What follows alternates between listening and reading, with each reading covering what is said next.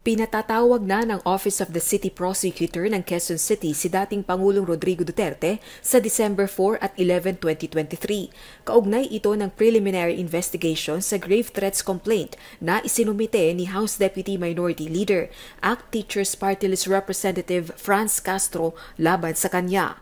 Pinagsusumite ang dating Pangulo ng counter-affidavit kasama ang mga affidavit ng kanyang mga testigo at supporting documents upang sagutin ang mga akusasyon laban sa kanya.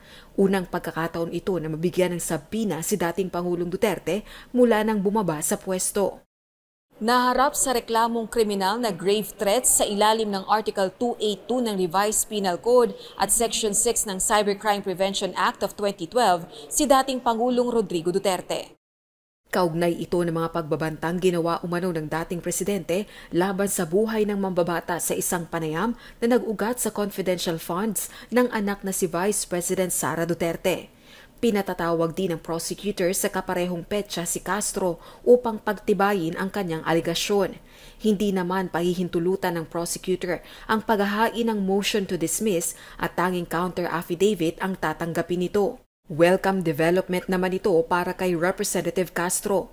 Anya, nagagalak siya sa pag-usad ng reklamo at umaasang haharapin ni dating Pangulong Duterte ang kaso at preliminary investigation.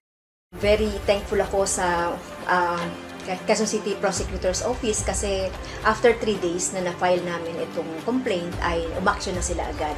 So hopefully dumating si dating Presidente Rodrigo Roa Duterte doon sa preliminary investigation. Wala pang tugon sa UNTV News ang kampo ni dating Pangulong Duterte kaugnay ng issue. Rosa Licoz, UNTV News and Rescue. Diyos ang aming sandigan, serbisyo publiko ang aming pinahahalagahan.